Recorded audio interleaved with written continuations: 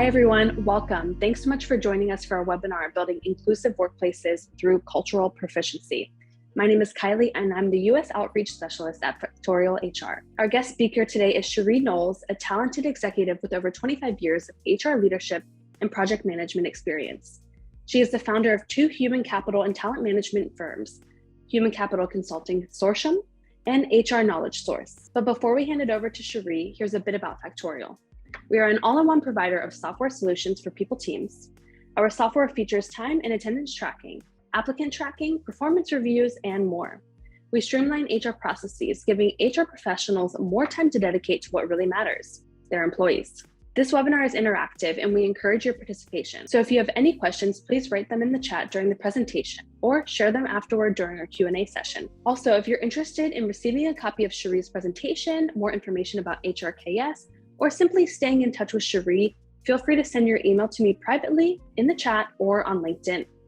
So without further ado, I'd like to welcome Sheree. Thank you, Kylie. So greetings, everyone, from the Southeast part of the U.S. I am located in Atlanta, Georgia.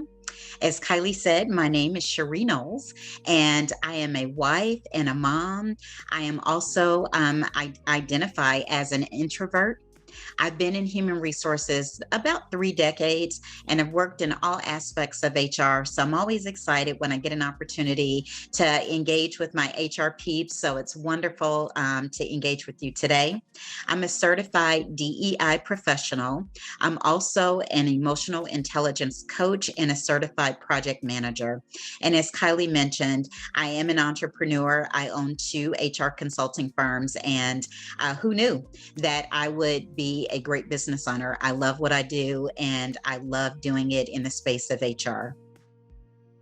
HR Knowledge Source is a faith-based organization, and just recently this year in Georgia, in the largest county in Georgia, we were named as the Minority-Owned Business of the Year for 2022, and we were also awarded as part of the top 25 small businesses of the year in the Cobb County area. We do 4 things really, really well: diversity, equity, belonging, and inclusion. We have programs and training that we will offer to clients no matter the size or location or industry. We also plug in to help with HR projects. We generally work with large companies, small companies, medium companies, anytime they need additional HR support or a certain type of HR expertise. We also have a division that dedicated primarily to recruitment and staffing. And then last but not least, we are working with clients. I'm sure you all have experienced or heard of the Great Migration or Great Resignation from employees. We are working with clients to really help them build retention programs that surround career for employees so that they feel like they can belong and that they can stay and contribute. So that is who we are at HRKS. Now I want to dive into our topic. So today we're going to be talking about building inclusive workplaces through cultural proficiency. So I'm curious to know, how would you describe your company's culture? If you had to pick 3 words maximum, how would you describe the culture? So go ahead and type in the chat. How would you describe the culture?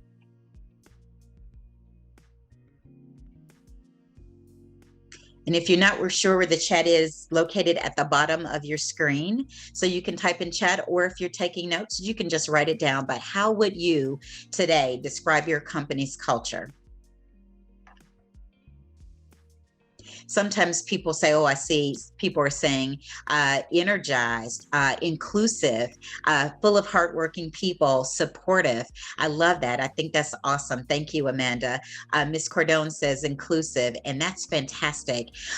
Sometimes when we are talking to clients, that's the goal. They want to get to a place where people feel included, where people feel like they belong. But sometimes there are a few barriers, or maybe it's just lack of awareness that gets in the way. So we're going to continue and talk about what this might look like in your organization.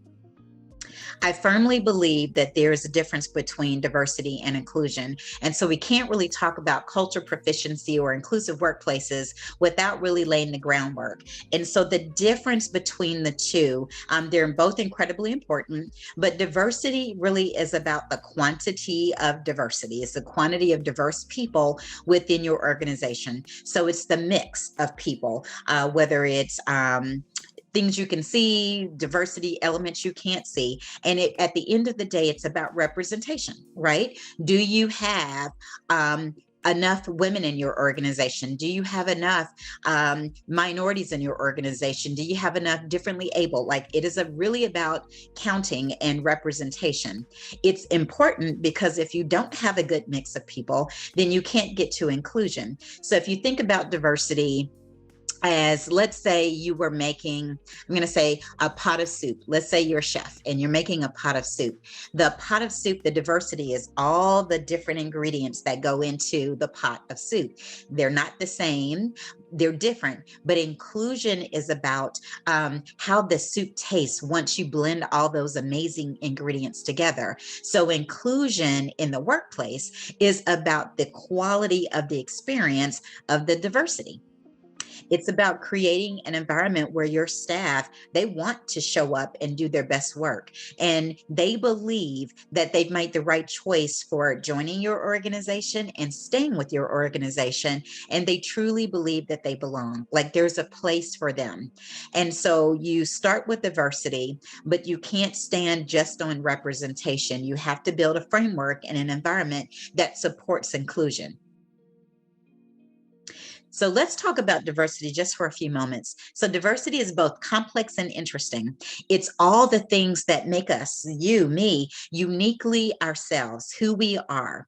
It's the collection of our similarities and our differences that all of us carry at all times. And they're really based on two things: innate diversity. So it's the characteristics we're born with. So things that show up when we show up on this earth. And then also acquired diversity. And that makes it really interesting because it's about the experiences we've had, the choices we've made along the way. And so that brings a level of complexity and interest to it. Diversity is multi-dimensional. As you can see from this image of the iceberg, a lot of times as HR professionals and leaders, we focus on the stuff we can see, like above the waterline.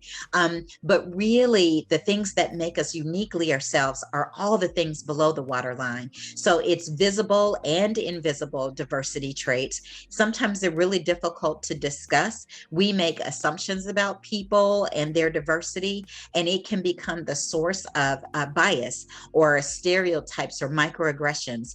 It's also what can lead to the sense of exclusion. So I want you to just think for a moment, close your eyes just for a moment, unless you're driving. I want you to think about a time that you felt excluded, that you felt left out or isolated, not a part of something. This could be in the workplace. It could have been when you were growing up. It could have been 10 minutes ago. So think about that for a moment. And then if you would, just in the chat, type, what was that like for you? How did that feel to be excluded or isolated or left out or not part of a conversation? So type in the chat, what was that like for you? How did that feel?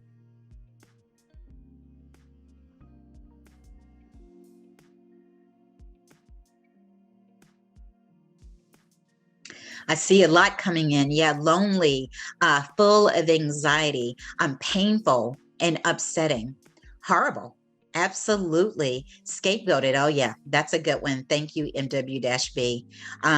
Painful. Someone says that they're a parent of a multiracial child. And so you not only experience it for yourself, but as a parent, you have that heartbreaking feeling of experiencing it with your child. That's huge. Didn't feel good at all. A lot of people are saying lots of discrimination. People didn't want to engage with them when they were growing up. They felt left out. They were isolated. Here's a very interesting one. When you go to another country and you don't yet speak that language, especially fluently, There is a lot of ways to feel isolated and feel left out because you can't even communicate yet in that language, and people aren't communicating in your language. So here's what I want you to walk away with. Every one of us has felt excluded in some way, form, or fashion. Studies show that people with visible differences, let's say ethnicity or race or height or gender, or audible differences, tend to feel excluded the most. But every single one of us can relate to what it feels like to be excluded.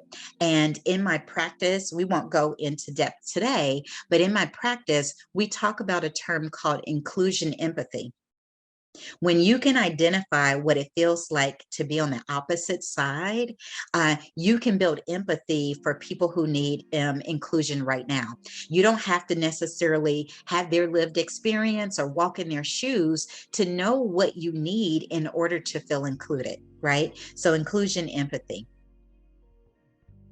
I want to share just a quick video to really bring this concept home. It's called The Labels We Carry. And as you listen to the video and watch it, I want you to think about what inclusion and exclusion might look like in your workplace.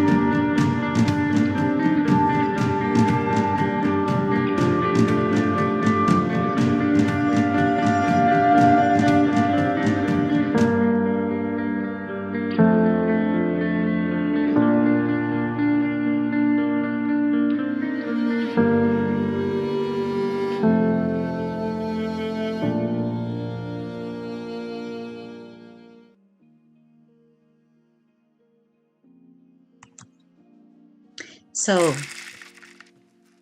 let me get to our next slide. So type in the chat for a moment. What was that? How much is my life worth? Well, that's a big question. Sorry about Hold that. that thought. There we go. Sorry about that. My slides they had a mind of their own. So type in the chat. I see some coming in. What this was like, what resonated with you about this video, especially as it relates to inclusion at work. What was that like? So the name of the video, thank you for asking, P. Lawrence, is The Labels We Carry, and it's on YouTube. Heartbreaking, I hear that. Powerful. Imagery, absolutely. The video is just making you cry. Someone said, who's cutting onions? Absolutely. It really helps take the message home that here's the thing. The positives really have a more of an impact than negative. Yet in our workplaces, we will default sometimes, and our culture defaults sometimes to labeling people, misjudging them, to make them feel excluded in some form or fashion. So here's where I want to end in terms of landing this video. Oh my goodness, Wednesday, you said it so great. One word can make or break someone. Absolutely, absolutely. And as an organization, impact always outweighs intent. So intent is what the company, your leaders, we in HR meant to do or say with a policy, with a change, with our recruitment practices, with all the things that we do. But the impact is what really matters. And impact is how employees experience the situation. So intent is what we meant to do or say. Impact is how it lands, how they experience what we meant to do or say. And at the end of the day, truly, the impact on your employees and their feelings of inclusion outweighs our intent. And that's something to always keep in mind. So what is inclusion? We talked about diversity. Inclusion ensures that everyone in the organization feels valued, respected. They're encouraged to contribute to the organization's success. They have a role to play in the organization's success. Yeah. It includes how people are accepted in day-to-day conversations, meetings, at the water cooler, if people are in the office these days, on Zoom, how their ideas are considered and evaluated, and how they're integrated into the non-work stuff. Right? So what about those virtual events that you have? What about those in-person events? Are people included when you are going to meet for happy hour or when you are having a virtual coffee with the team? Do you remember to include everyone? That's inclusion. So I want to give you an example, a lesson on inclusion. So just imagine for a moment, in a big room, there is an elephant and there's a mouse. So in this big room, the elephant is doing all things that elephants do. They're stomping around, doing elephant things, thinking elephant thoughts, focused on being large, big, dominant in the room as an elephant. The mouse, on the other hand, is scurrying around, trying to avoid being stomped on by the elephant, trying to figure out a safe place, a safe space that they can be and be who they are as the mouse. So here's the difference. The elephant probably doesn't even realize the mouse exists. The elephant is totally focused on all things elephant. But the mouse, on the other hand, has to have a PhD in elephant in order to survive.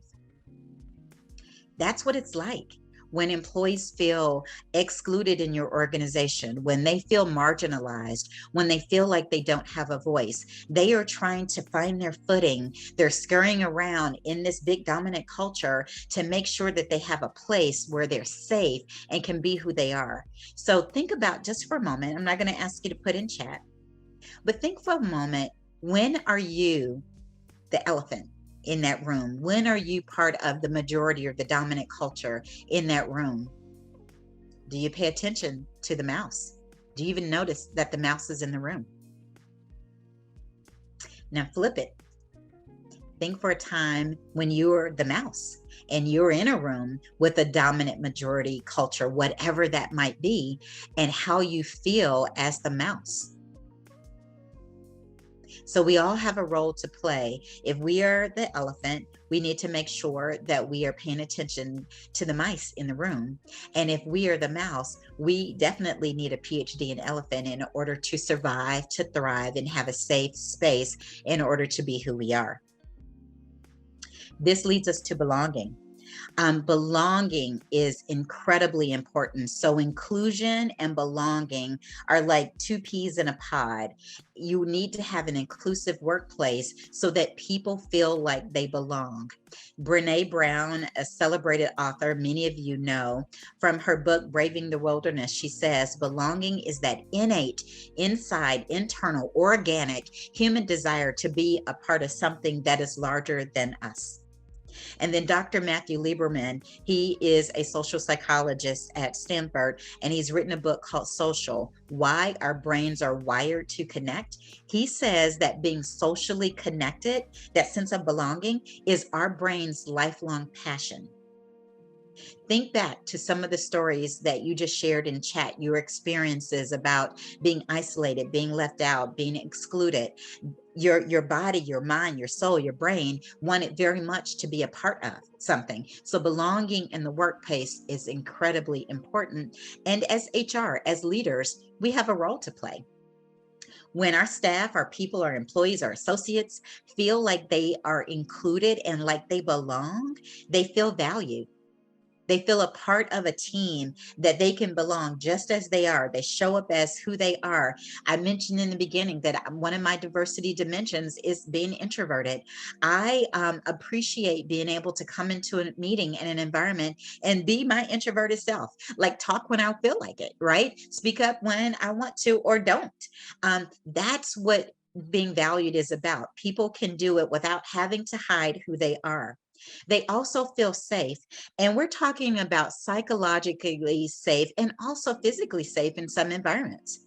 People feel like they can speak up, they can ask questions, regardless of whether they're asking something that's positive or something that's not so good. They feel like this is a safe space. I'm sure you've heard that term, to be able to voice and articulate what's on their minds and what's on their hearts. Number 3, they feel empowered. They really feel like I've got this, right? I have influence over my work, my duties, my deliverables, and I can try new things because I feel like I have my footing, like I belong, I'm part of this group, and I can be creative. And last but certainly not least, they feel respected.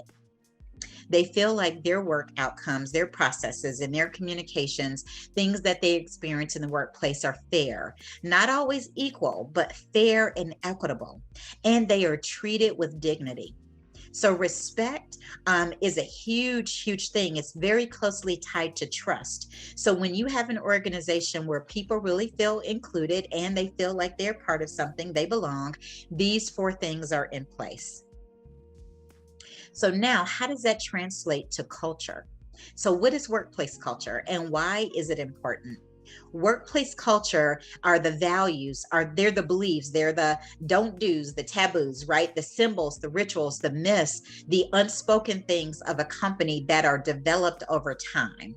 So every organization has culture, has a culture. Culture is often described as the personality of the organization. When I asked you in the beginning to type in how would you describe your culture, you were describing the personality of your organization. The thing about culture that I love, it is that it is both written and unwritten. So yes, we have policies and practices and standard operating procedures that inform our culture, but we also have those unwritten rules and expectations. When new people start, that's where they struggle the most because they're trying to figure out the things that people aren't saying that are just assumed. So imagine for a moment, you went to visit someone at their home for the very first time. You walk in the door and you don't know what their expectations are, but you sense that they have certain expectations around their home.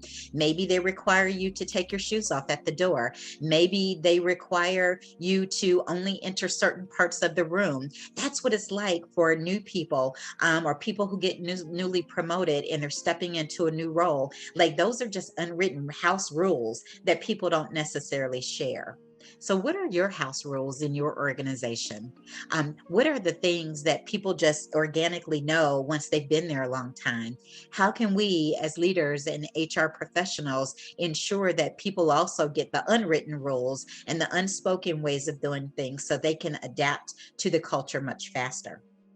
And I love this. And I don't remember where I saw this quote, but it's my favorite. Culture eats strategy for lunch every day, all day. If you don't have a great culture, it doesn't matter what your company strategy is. It doesn't matter all your 3-year, 2-year, 10-year plans. None of that matters if you don't have a great culture that is culturally inclusive and proficient. So what is cultural proficiency? In the broadest terms, it is the policies, it's also the practices within an organization, and it's the behavior of the individuals within the organization. So it's a yes, and it's both big and small. They enable the person or the organization to engage effectively with people and groups who are different from them. Culture is, and cultural proficiency is the navigation system through the cultural waters. So you have culture, but you need a navigation system to help you navigate it.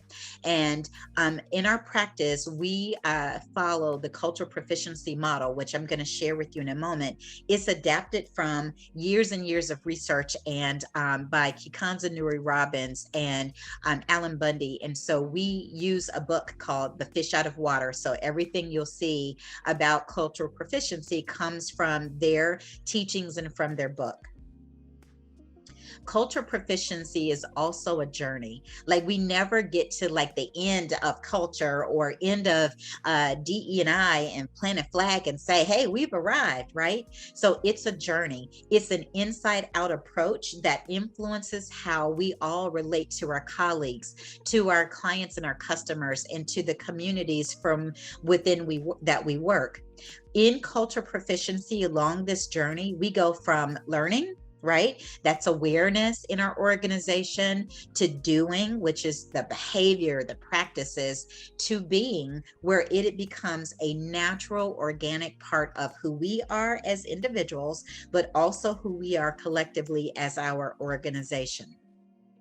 And I love this quote as it relates to cultural proficiency. We are only as good as our last conversation. So imagine you're on a journey and your organization is doing well. One thing that might happen as an obstacle, as a deterrent, could set you back, right? So you can't ever say, I'm only in this one place, because it's a very fluid process and it's a journey. Culturally proficient organizations really strive to create that sense of belonging for every team member. So that's how diversity and cultural proficiency and inclusion are interconnected. It really helps set the frame so that you can have an inclusive organization. There are 4 components to the Cultural Proficiency Framework, and I'm going to quickly walk you through them at a high level. I could spend a whole class just on the Cultural Proficiency Framework itself. So if you're interested in more, please make sure you put your email address in the chat so you can stay connected and that you can get these slides. So they're the guiding principles, that's part 1, the continuum, part 2, the barriers, and then the key elements. So in terms of the guiding principles, there are 8, and I'm going to deep dive just probably 3 of them for you for our session today. But culture is a predominant force. People are served in varying degrees by the dominant culture. So when we say dominant culture, we're talking about whatever the majority culture is. Think about the mouse and the elephant.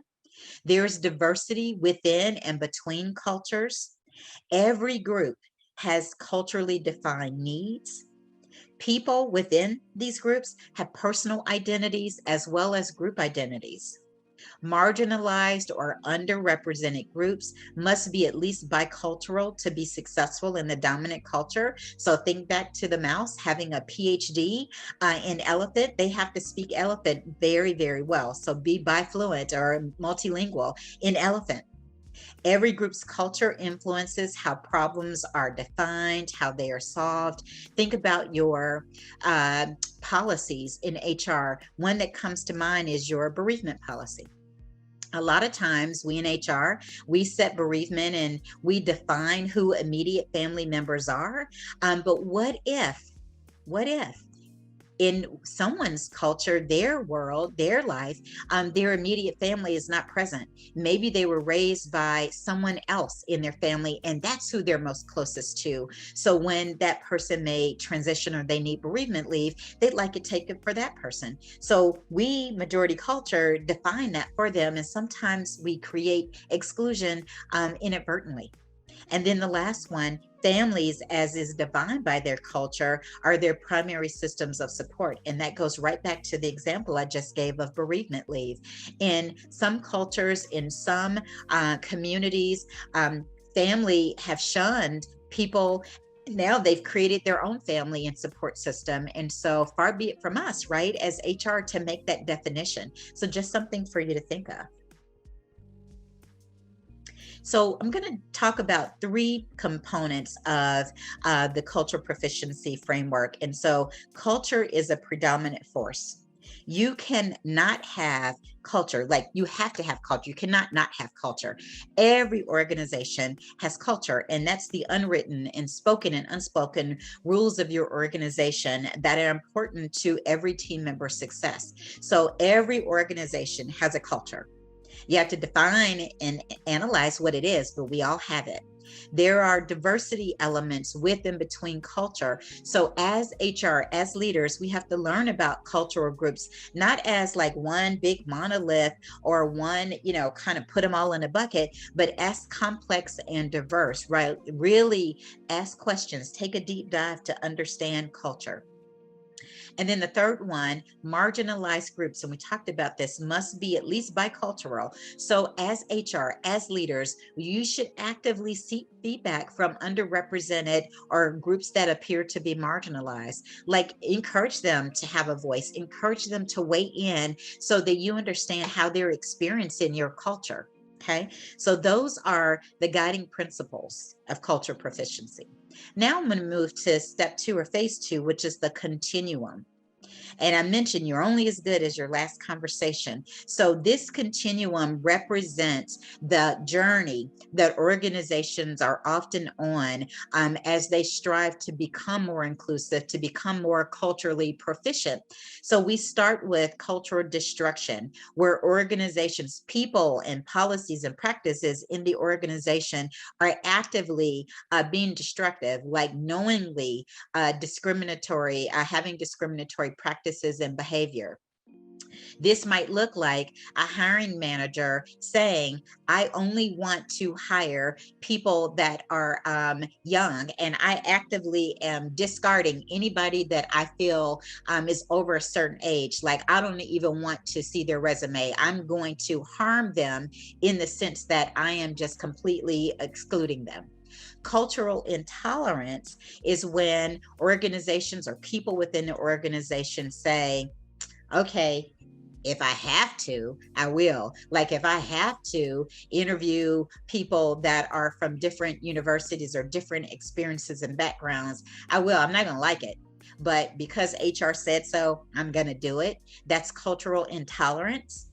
Cultural reduction is when we start to say things like, I don't see color, or all people of this gender or ethnicity or this diversity dimension are the same. What we're doing is reducing their individualism down to something that is too simple, too basic. So when you say, I don't see color, to me, as a Black woman, what I'm hearing is that you don't see me, because I'm color. I'm very colorful, right? And so when we say things like that, we reduce people down to a very basic vanilla aspect of who they are, and that's not fair. Cultural pre-competence is when we start to say, I have to learn some things. I don't know what I don't know, but I'm willing to begin that learning process. And yes, I might put my foot in my mouth from time to time, but I am going to take it out and then back up a bit and examine where I made a misstep. But I am all about trying to learn.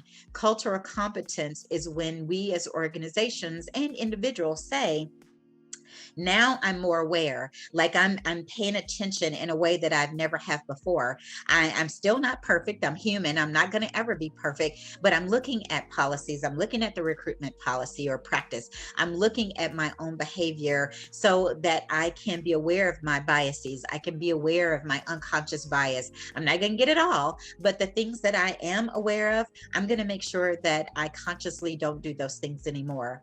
And then, of course, we're all striving for cultural proficiency, where we as an organization and leaders and individuals are really creating this amazing environment for our staff and our employees. So when you think about this continuum, sometimes we have a tendency to say, okay, where am I? Where's my company? And that's great. But I don't want you to get stuck there, right? Don't just say, this is where I am. Oh my gosh, woe is me. I want you to say, this is kind of where we are most of the time. And now we've got room to grow. What can we do to continue to grow?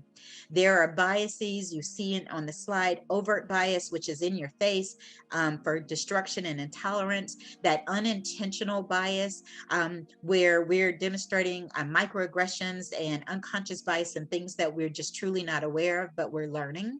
And then hidden bias, those are the things that pop up and creep up out of nowhere, even when you're trying to, be more proficient and more aware. So that's what the continuum looks like. And again, you're only organizationally and as a human as good as your last conversation. So what might get in the way? What are some barriers? Because people say, okay, that's great. Cultural proficiency, I'm in, I want to do it. But here's some barriers and obstacles that often get in the way. As organizations and as people, sometimes we're unaware of our need to adapt. We don't know what we don't know. And part of you taking this class, this workshop, and doing your own continuation of learning helps you become more aware. A lot of times there's resistance to change, and that's real. If you are part of a dominant culture and all the policies, the practices support you and you feel great about it, it's really hard to want to change, right? Because it's serving you well. So as an organization and as HR, we might face like some resistance to change, and it might look like people saying, well, this has been working well for all these years in our company. Why change it now? If it ain't broke, don't fix it. Don't throw the baby out with the bathwater. Like, I'm sure you've heard those sayings, right? That's signs that people are resisting change. Even when cognitively they know that the change needs to happen, in the heart sometimes is really difficult. Change is hard. There's overlooking privilege and access. We could have a whole class on what privilege looks like in the workplace and access. I don't have time for it today, but privilege basically in access are us having these unearned assets. Like think about having coins in a wallet that you can just pull out a coin and use because you have this access and privilege without thinking about it. And sometimes not realizing that other people don't have coins in the change purse and they don't have coins in the wallet that they can use, and they're experiencing exclusion and oppression even sometimes on a day-to-day basis. So overlooking that you have privilege and access and leveraging kind of that superpower, if you will, for good is a barrier. People sometimes don't see the necessity. Again, what is happening for them, their experience is serving them well, and they don't see the necessity, or sometimes they don't see the value in culture and diversity and inclusion and cultural proficiency. A lot of times what we've created in HR, like to help organizations drive things forward, our policies and our practices will have these inadvertent things in them that promote bias, promote microaggression, that supports exclusion. That's a huge barrier because that's part of your systemic or your innate organizational fiber, and you need to be able to examine that very carefully. If you think about a flower garden, you've got beautiful flowers, which might be your culture, your organization, but then you've got these nasty little weeds that kind of crop up from time to time. If you only cut the tops off of the weed, guess what? It's growing back. You have to dig it out at the root to get rid of it. And that's what we have to do with our policies and practices. And then the last barrier is a misuse of power. So that's for people who know that they are have the access and they have the privilege and that they can drive things forward, but they choose to do it in a way that suppresses and oppresses and marginalizes other people. So misuse of power, not using it for good. Those are barriers to cultural proficiency and to inclusion. So think for just a moment, what barriers might be in your organization? Don't type in the chat. I just want you to think about it for a moment, because I want you to be thinking about what can you do differently to start knocking those barriers or silos down so that you can really create the culture that you desire in your organization.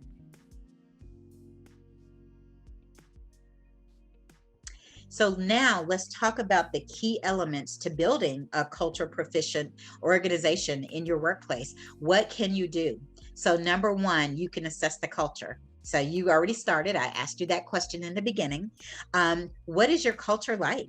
So take a objective, real good look at it. Ask a few people, how would they describe it in 3 words? Ask your leaders, ask your CEO, ask your staff, how they would describe it. So take an assessment of the culture. Really put in play valuing diversity. So valuing diversity, it really starts at the top with your top leaders, how they value having that representation. So remember, diversity is about the mix of diversity. It's about the quantity, representation. You have to value that and you have to strive for diversity in order to have these other things. And then you manage the dynamics of difference. In all things diversity, both visible and invisible, we're going to have things that make us quirky and uniquely who we are, which build similarities, but there are also differences. And if we don't manage the dynamics of that difference, we can create tension. We can create microaggressions in the workplace and flat out bias in the workplace. And then you want to adapt to the diversity. This is where inclusion and belonging comes in. You want to create a workplace that creates space for people to feel like they have made a good choice joining your organization, that they're making a good choice to stay in your organization, especially in the midst of this great resignation. You want people to stay and feel like they belong. And then you want to institutionalize culture. And this is really going back to what I said about your practices, your policies, taking a really good hard look at them and ensuring that there are no hidden moments of bias or inadvertent microaggressions or marginalization of people, of groups, of identities. So those are the 5 ways and 5 essential elements to build a culture that is truly what you desire, your big goal, right? Your organization's big goal. So why is this necessary? So sometimes we have people that say, yes, I love it, but tell me the business need, right? Like, why is this important? So first of all, cultural proficiency helps you build rewards and understand the resources needs to really create this great cultural environment. It builds community relations. Every employee, including you, go out into the community and they represent your organization. So what are they saying about your organization? They can be your best allies and best recruiters, or they can be your best or worst adversaries, right? You can embed cultural proficiency into performance appraisals. You can use it to avoid awkward assumptions about people, going back to our video about labels.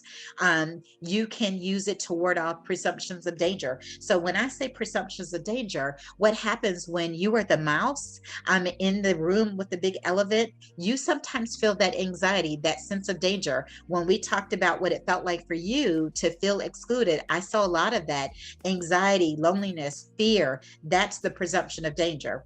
Cultural proficiency helps you ward that off. It really busts up, and this is my favorite, systemic invisibility. Like it takes that systemic or institutional layer, that weed, if you will, and cuts it out at the root. And then last but certainly not least, most importantly, cultural proficiency, the business case for it is it creates a sense of belonging, creates a brand new culture for you. So you can shift the culture from here to here, and you can watch business productivity, performance, retention, all of the things that we measure as an organization go skyrocketing. right? So that's why it's important. So I want to share one last video, just real life example, real time of what Apple is doing. And I thought this was a great video so you can see an organization in action as they embrace inclusion and cultural proficiency. From the very beginning, we have been a collective of individuals. Different kinds of people from different kinds of places. An intersection of technology and the liberal arts. Diverse backgrounds all working together. One powerful thing we share is the belief that we can make a difference in this world through our products and through our values, through who we are. For this reason, we put inclusion and diversity at our very center. We honor individuality, human dignity, and equality. We want people to be themselves and contribute through their own individual experiences. Because this environment inspires creativity and innovation and empowers us all to do the best work of our lives together.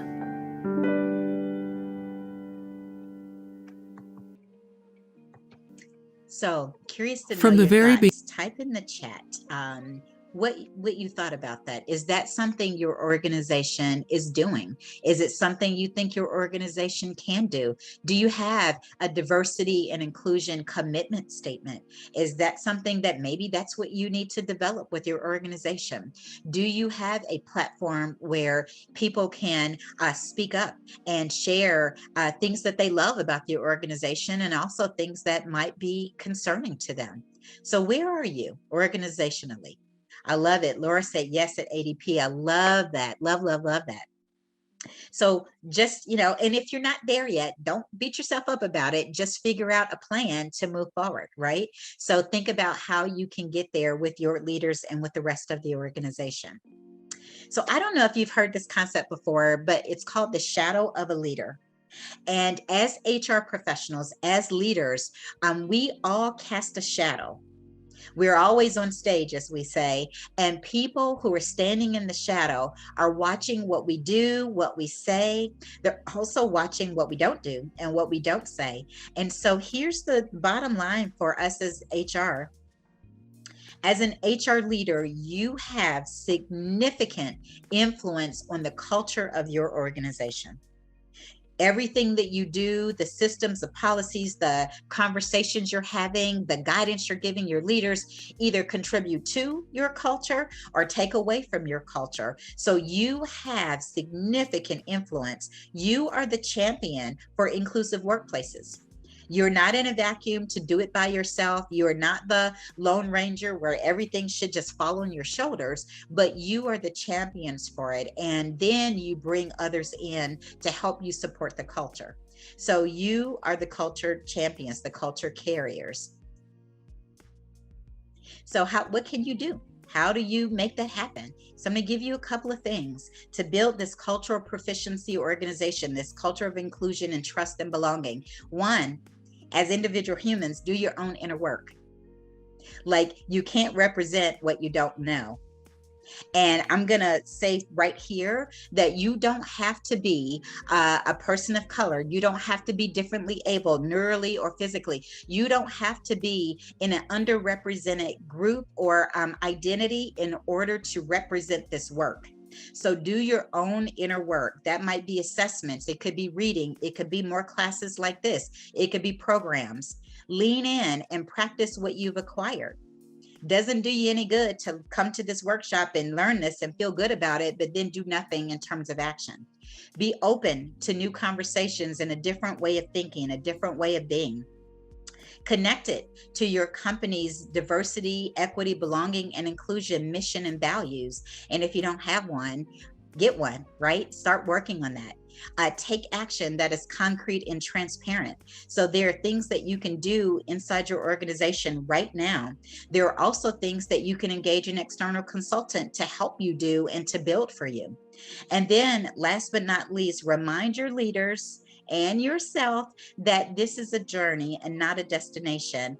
People sometimes get in their head that they want to really go fast and get to this nirvana and say, all done, we are like the best of the best of the best. And that's not true, because every step you take is part of a journey. You're continuously growing, evolving, learning, transforming. So keep that in mind, that this is a journey and not a destination where you can then get there and stop.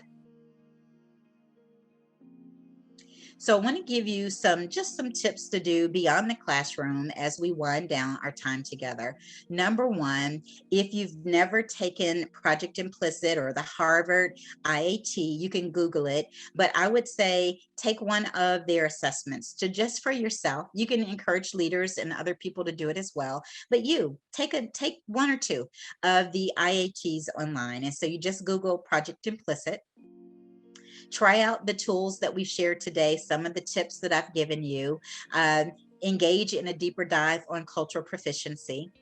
And then notice your progress and your missteps along the way. So remember, we're going to go forward, but sometimes we're going to take a step backward. We might say something we didn't intend, but the goal is to quickly recognize it and apologize, and then do better.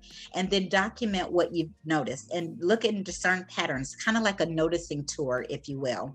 So those are things that you can do immediately after this workshop beyond our classroom today.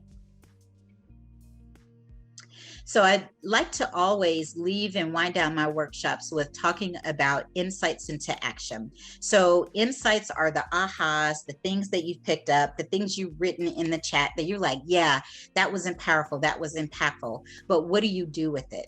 Right, is what counts. So I would love for you, if you can, type in the chat one aha, one thing that you've gleaned from this workshop today.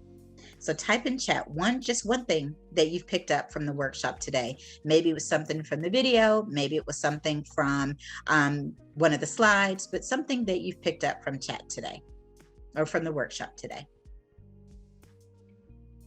Impact outweighs intent. Love that. Belonging versus inclusive. Yeah, love that too. Thank you. So as you're thinking about that and typing in the chat, I'm also going to ask you one more question. What is one thing that you'll consider doing differently as a result of being here today? So thinking about your insights, your ahas, and I love that hopefully people can see them coming in. Culture Eats Strategy, the videos, the engagement, the belonging, how important action is. So what is one thing that you might do differently just as a result of being here today? What could you do differently? What would you be willing to do in the next 2 weeks? Be more aware of the mouse in the room. I love that. Thank you. Thank you, Wednesday. That's awesome. Actively seek feedback to see where we truly are. Yeah. And don't be afraid to ask, right? Sometimes we don't ask because we're scared to hear the answer, but go dive on in there and ask. Put yourself in the role of the mouse. Walk a mile in someone else's shoes. Absolutely. Build inclusion, empathy. I love that. Love, love, love that. Remember, I'm only as good as my last conversation. Be more aware. Be a stronger partner to bridge the gap for inclusion. I love that. Yes, that's so actionable. Thank you, Jorge. I love, love, love that. So you got it. You got it. We can take one thing and just move it into action. You are significantly impacting and shifting the culture of your organization with that one thing. Love, love, love it. So as we wind down, if you did not put your email address in the chat, please do. I would love to stay connected. We will send you a copy of the slides. I am active on LinkedIn. So if you are on LinkedIn, look me up. Let's connect. You can take a picture of this slide, stay connected in any way, shape, form, or fashion. I love staying connected. I love leaders. I love HR, as you can tell. And I would love to stay in touch. So with that, I am going to turn it back over to my friend Kylie. So thank you again for your time and your presence today. I appreciate you. Wow, thanks so much, Sheree. It was such an impactful and wow, just an amazing presentation. And I think everyone, as you can see in the chat, everyone is chiming in every moment, and it was really impactful and insightful. So thank you so much. So like Sheree said, I see some people are sending in their email, so feel free to send in your email so you can stay in contact with Sheree, receive the presentation as well. And great, so we can move on to the Q&A. If anyone has any questions that they want to ask Sheree while she's here right in front of us, please send your question in the chat and we will answer it. I have a couple of questions to get started that were sent to me. So let me go ahead and start, and then as people are writing their questions, we'll get to those as well.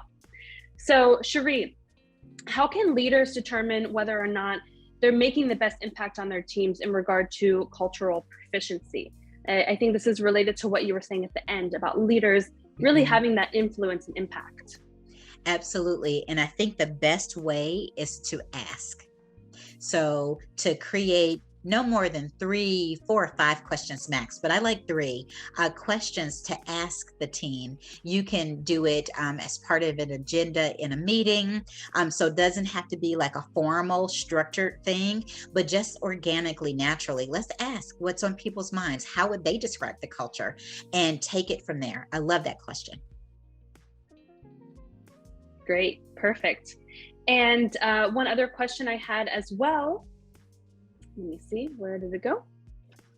And I think this is actually pretty relevant for Factorial because a lot of our clients are small businesses. So for small businesses, where can they start to ensure the workplace is culturally proficient as they're growing their team? Because as more and more people are coming to the company, that's something to keep in mind. So how can that be done? You know, if we're intentional about it, and so intentionality requires us to think about it ahead of time, requires us to put a plan in place. So if we are intentional, then we say, how do we, from the very start of people coming into the organization, create this culture? How do we talk about the unwritten rules, right? Like the house rules that aren't in the handbook or in some other policy or on our intranet or on a shared drive, and write those things down. Be intentional. So part of orientation, new hire onboarding and orientation, let's talk about those things. Let's talk about who we are and give people an opportunity to start to self-identify where they see themselves fitting and what they can contribute to the organization. But it really starts with intentionality, proactivity, and planning ahead of time. Like it's too late, like if they're here and now you're in the middle of trying to figure it out. So step back and then decide how you want to approach it. Great, thank you. A question that we just got in the chat is, how do I become influential while not being in HR and start to change a racially discriminating culture and environment to a healthy, diverse workplace environment? Oh my goodness. Thank you for whoever put that in chat. I love that question. So here's the deal. We don't have to be a people manager or a person in HR or a person that has, and I'm using the air quotes, stated influence, like the obvious kind of like influence and power.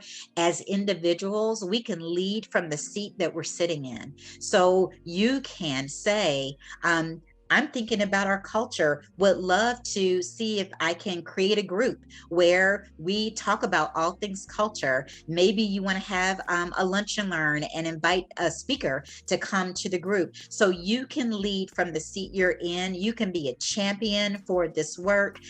It just takes you saying, raising your hand, right? And saying, I want to bring these things up. And then, you know, the beauty of it is maybe the people in your organization hadn't thought about it, or maybe they have, but they weren't really sure how to activate it. And you contributing to that conversation can make all the difference in the world. But absolutely lead from the seat you're sitting in, and you can make a difference. Amazing. Thanks, Sheree.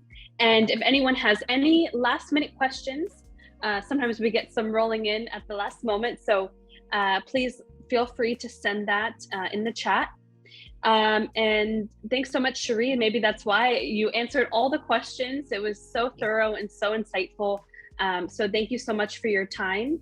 I want to remind everyone who's joining today, for anyone who may have come late or only been able to watch a part of the webinar today, we will be sending out the recording at the beginning of next week. And just one more reminder, feel free to send your email in the chat if you want to stay in touch with Sheree, get the presentation, or just learn more about what Sheree does. So thank you so much, Sheree. Is there anything you want to add before we go today? Just to express my gratitude and appreciation. You helped me have a great experience today as well. So thank you to everyone who joined. Kylie, thank you for being such an amazing partner, and thank you to Factorial HR. Have an amazing rest of your day and your week. Thanks so much, Sheree, and thanks to everyone for joining. Have a nice day. Thank you. Bye. Bye-bye. Thank you.